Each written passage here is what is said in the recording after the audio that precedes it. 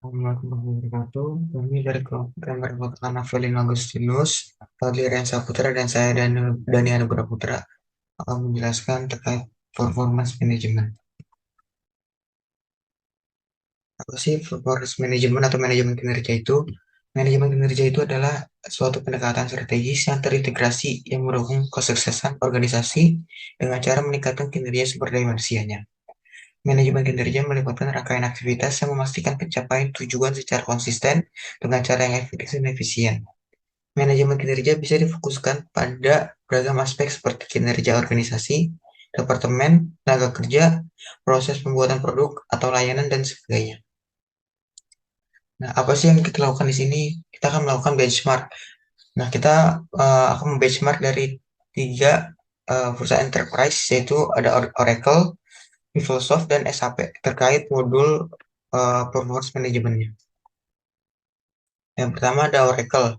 Apa sih Oracle? Oracle adalah sebuah produk buatan Oracle Corporation, merupakan salah satu dari beberapa sistem manajemen database berbasis relasi atau RDBMS. Oracle Oracle Database digunakan secara luas dalam pembangunan sistem berskala besar, contohnya dalam lingkungan perbankan. Seperti halnya RDBMS lainnya, Oracle menggunakan SQL atau Structured Query Language sebagai bahasa untuk operasinya. Dengan Oracle, pengguna dapat dengan mudah berbagi data dengan individu lain yang telah diberikan izin akses. Ini ada Oracle itu mempunyai banyak modul. Nah, ini ada top 10 modulnya yang ada pada Oracle.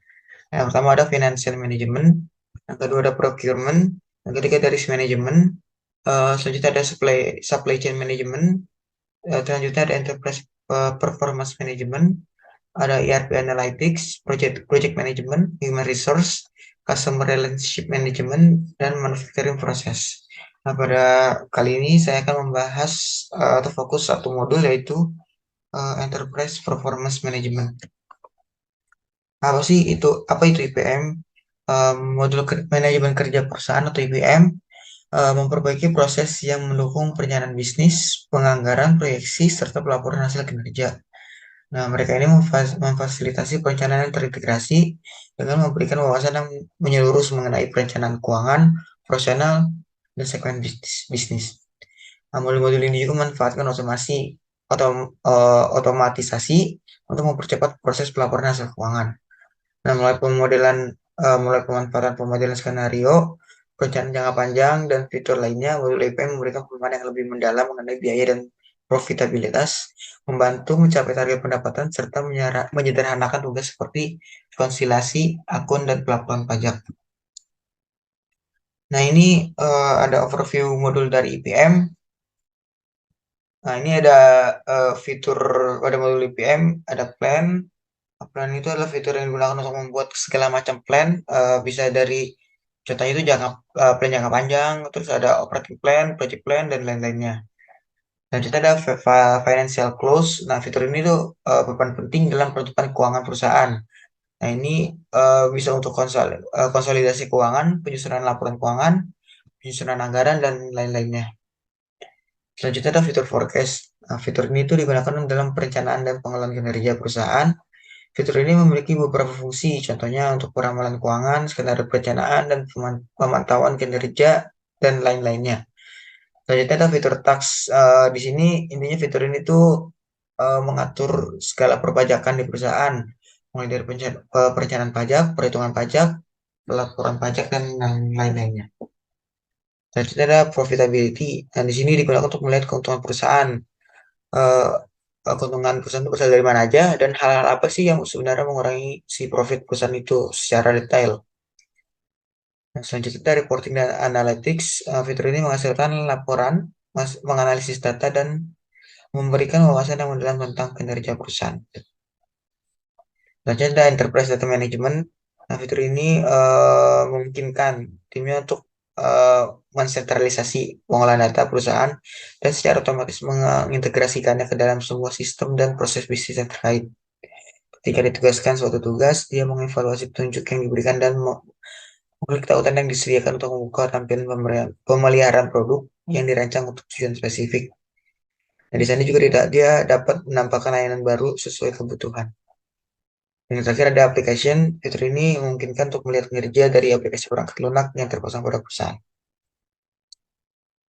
Di sini ada kelebihan dan kekurangan Oracle. Untuk kelebihannya itu ada manajemen sistem database yang baik, ada mampu mengatasi data dan angka yang besar, berbasis cloud jadi bisa diakses ke berbagai sistem komputer, sering diupdate, jadi update dari software itu sering. Terus ada multi platform juga, multi user dan juga bisa diakses 24 jam. Yang penting ada akses internet aja. Selanjutnya ada kekurangannya. Kekurangannya itu harganya cukup mahal karena ini software yang besar. Terus spesifikasi minimum hardware yang tinggi. Jadi dalam hal ini untuk PC atau komputer membutuhkan spesifikasi yang cukup tinggi. Selanjutnya ada pengimplementasian pada perusahaan yang cukup rumit karena mereka ini untuk perusahaan-perusahaan besar. Jadi perusahaan besar dan yang emang software juga cukup kompleks. Yang terakhir ada tidak untuk perusahaan kecil ya karena reklamasi ini besar, mahal, cukup kompleks dan ya tidak direkomendasikan untuk perusahaan-perusahaan yang baru atau baru mulai atau masih kecil.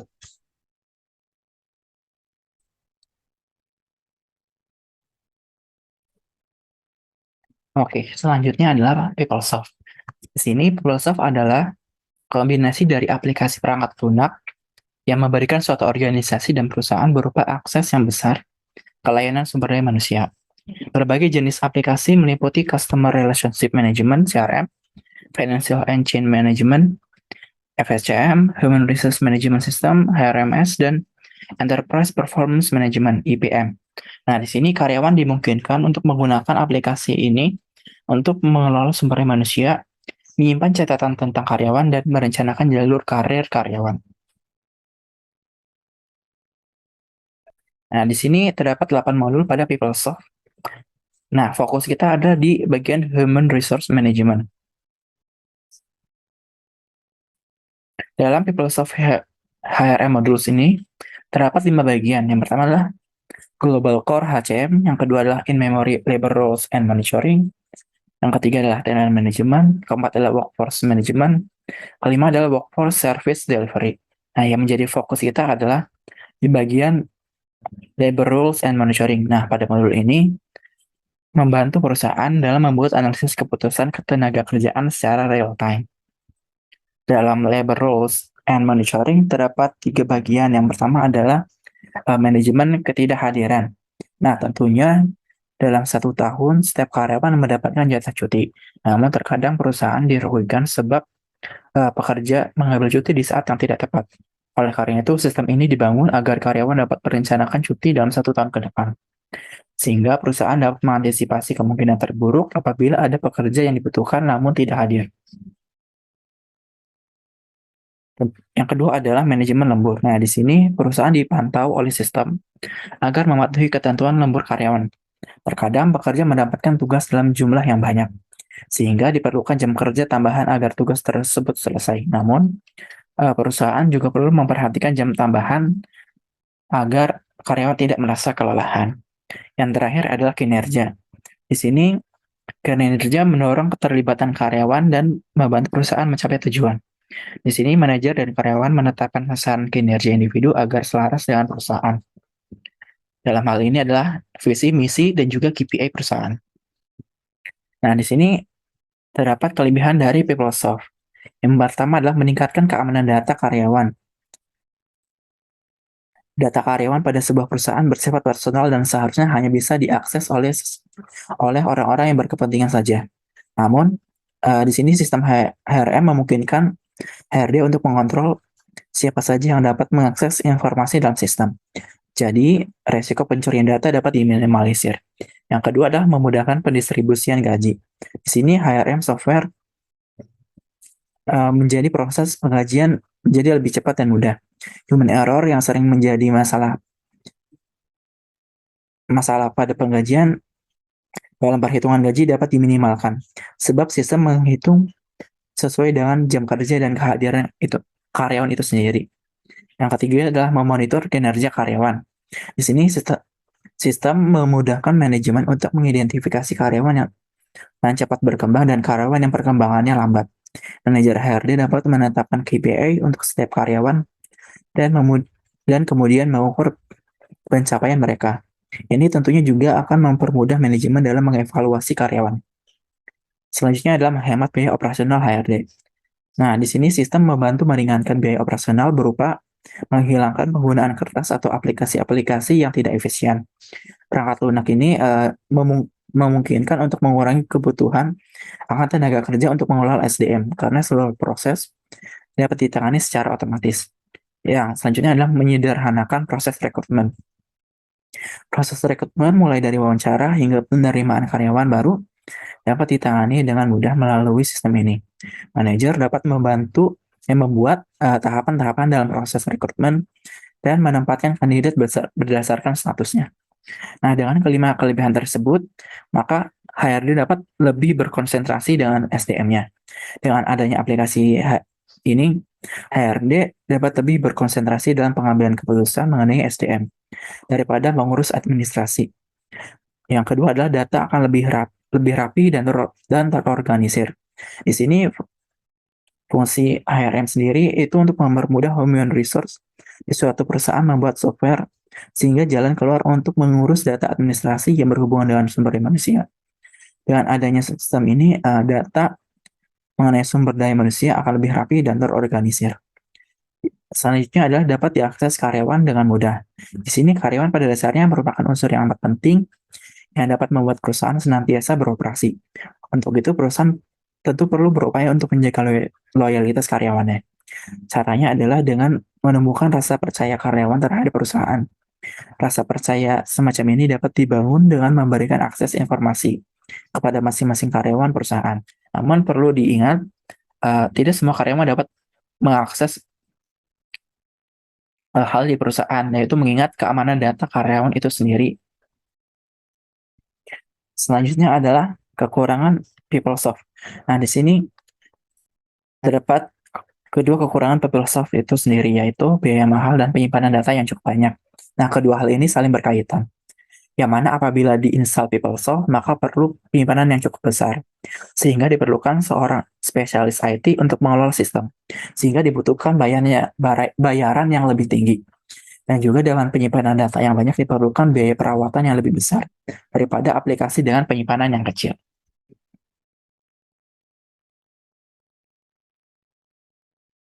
Baiklah, selanjutnya kita masuk ke SAP Success Factors. Jadi, apa itu SAP Success Factors? Jadi, ini adalah suatu solusi bisnis yang berbasis cloud yang memiliki objektif itu untuk memenuhi kebutuhan organisasi kelas enterprise, usaha kecil dan usaha menengah. Jadi, fokusnya itu dia untuk penyediaan solusi yang dibutuhkan oleh orang-orang pada suatu organisasi ya, dalam membantu peningkatan pelaksanaan bisnis, sehingga dapat diperoleh output hasil yang sangat baik. Di Success Factors ini adalah global leadernya untuk business execution software. Nah, jadi business execution atau BizX-nya ini adalah nama cloud HCM suite yang ditawarkan oleh Success Factors. Nah, jadi ini akan meningkatkan keselarasan bisnis ya, dan kinerja sumber daya manusia untuk mendorong hasil terobosan bagi perusahaan dari seluruh ukuran perusahaan. Nah, SAP ini sendiri menawarkan solusi ya berupa Success Factors. Jadi dia ini menawarkan solusi baik mandiri ataupun solusi hybrid. Jadi di mana faktor Success Factors ini dapat diintegrasikan kemudian dengan on-premise SAP HCM solution. Nah, kemudian siapa itu Success Factors? Jadi Success Factors ini sendiri adalah penyedia solusi manajemen sumber daya manusia atau HCM berbasis cloud seperti yang sudah dijelaskan tadi.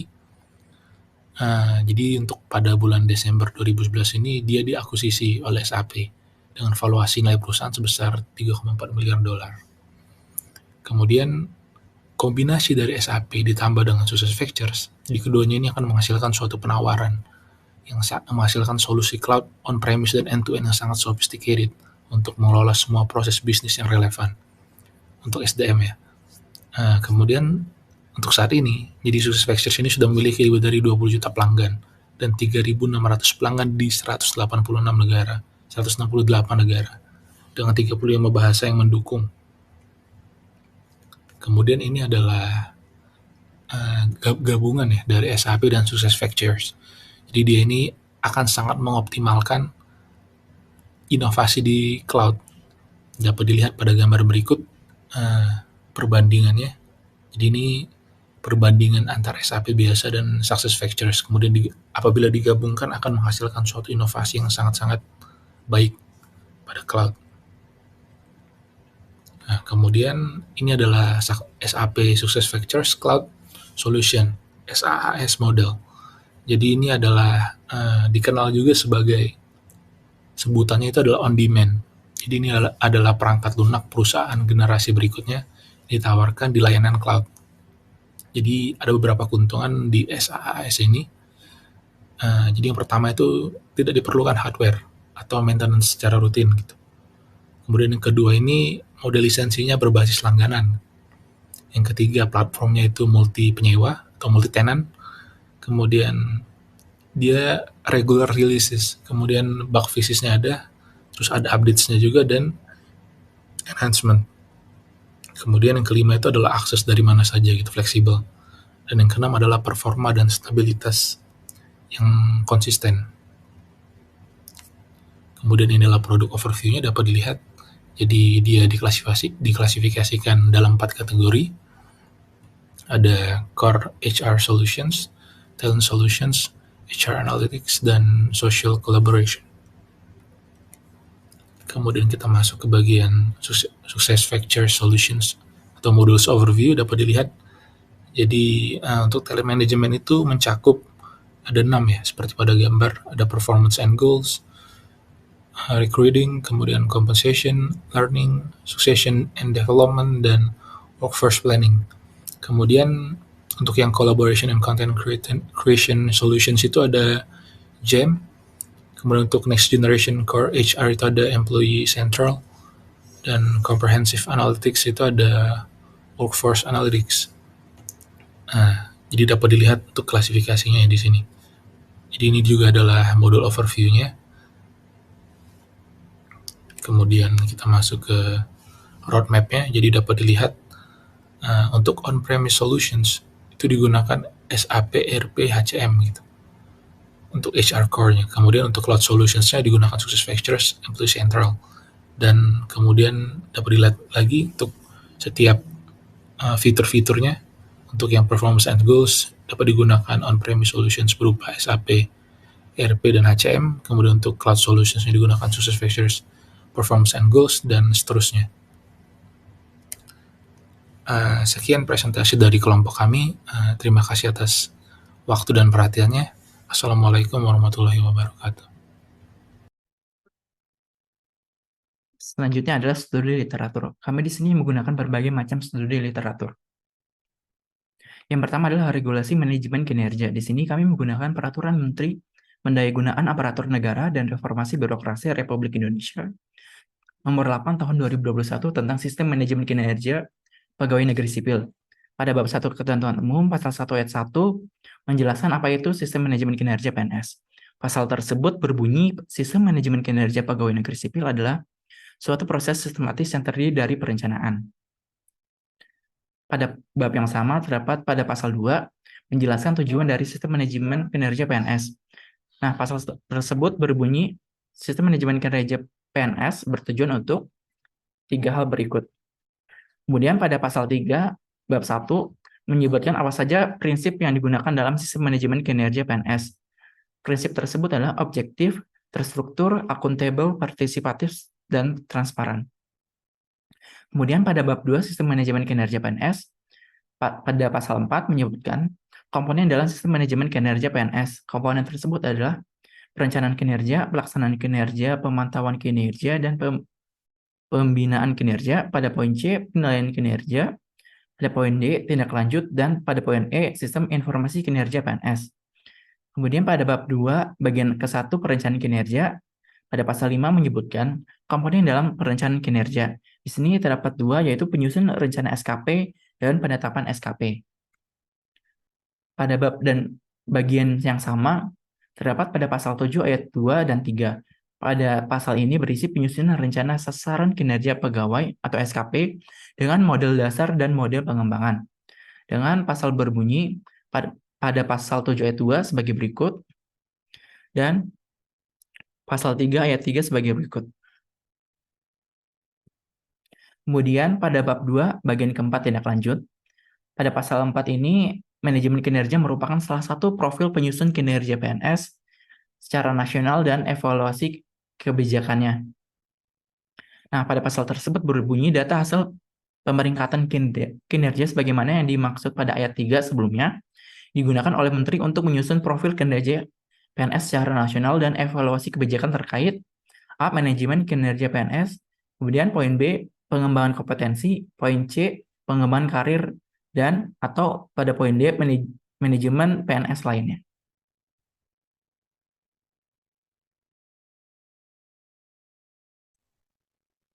Selanjutnya ada dari manajemen kerja atau performance management dan peran sebagai software sorry and sama definisi manajemen kerja yang berkelas dengan strategis dan orientasi yang mendukung sukses organisasi dengan cara meningkatkan sumber daya manusia. Manajemen kinerja melibatkan rangkaian aktivitas yang efektif secara konsisten dengan cara yang efektif dan efisien. Manajemen kinerja ini bisa difokuskan pada beragam aspek seperti kinerja organisasi, departemen, tenaga kerja, proses pembuatan produk atau lain dan sebagainya. Nah, pada buku disebutkan proses manajemen kinerja.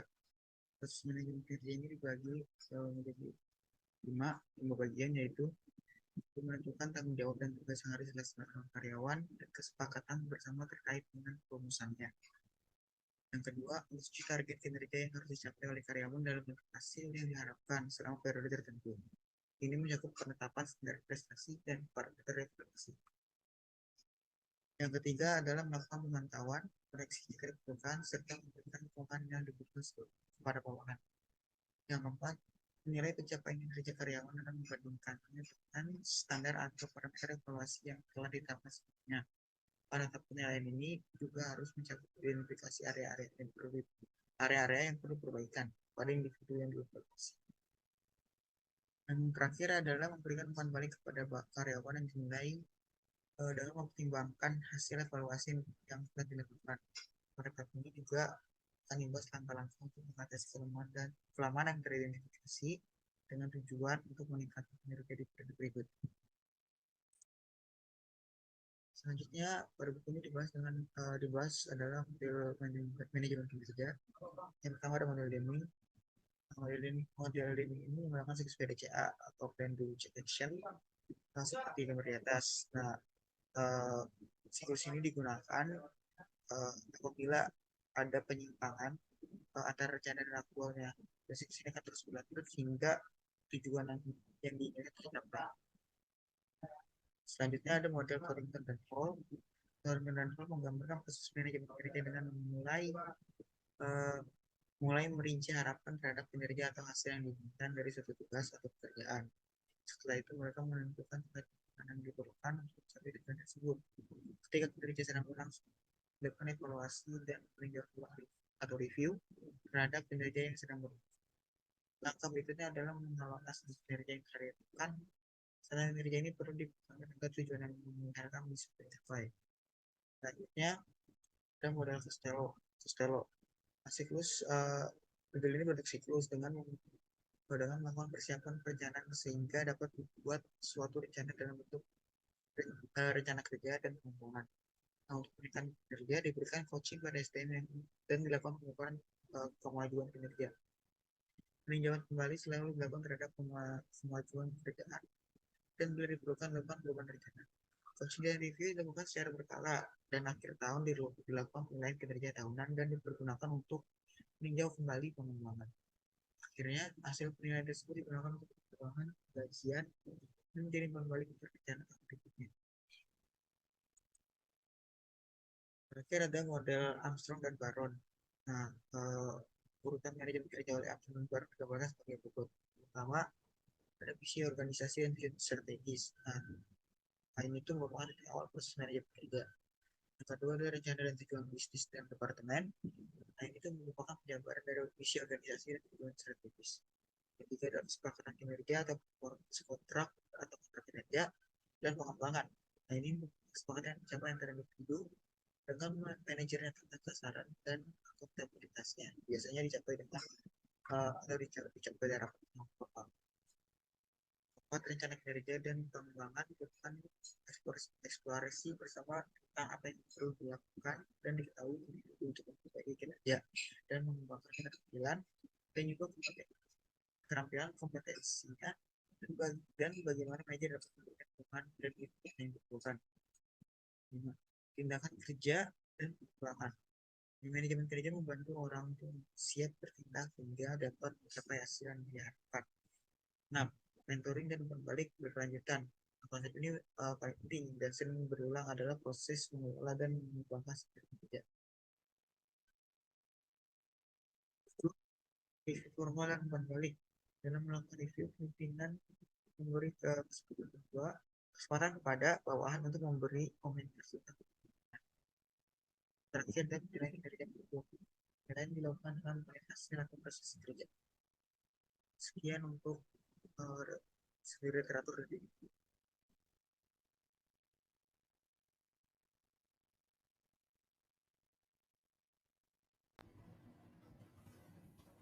Baiklah, jadi studi literatur selanjutnya adalah mengenai tujuan dari manajemen kinerja. Menurut Armstrong dan Baron, yang mengungkapkan bahwa tujuan inti dari manajemen kinerja ini adalah untuk, pertama, meningkatkan kinerja individu dan tim, serta meningkatkan kinerja organisasi secara keseluruhan. Hal tersebut meliputi kualitas pelayanan, produktivitas, dan efisiensi. Kemudian komponen manajemen kinerja menurut Becker dan Huxley. Jadi ada 3 komponen inti yang menyusun manajemen kinerja, yaitu pertama, penentuan tujuan dan harapan kinerja. Kedua, peninjauan serta feedback kinerja. Dan yang ketiga, pengembangan karyawan untuk meningkatkan kinerja pada masa yang akan datang. Selanjutnya, teknologi dalam manajemen kinerja. Jadi menurut Lawler dan Boudreau, sistem informasi manajemen kinerja atau performance management system adalah kunci untuk melacak dan mengelola kinerja karyawan, yang tentunya memungkinkan manajer untuk memonitor kinerja karyawannya secara real time, sehingga dapat diberikan feedback secara instan dan berkelanjutan. Terakhir, adalah tantangan utama pada penerapan manajemen kinerja. Jadi tantangan utamanya itu adalah resistensi dari karyawan dan juga manajer, dikarenakan masih kurangnya pemahaman mengenai manfaat dan pentingnya manajemen kinerja. Jadi resistensi tersebut dipengaruhi juga oleh ketakutan apabila mendapat evaluasi yang negatif. Sekian presentasi dari kelompok kami, terima kasih.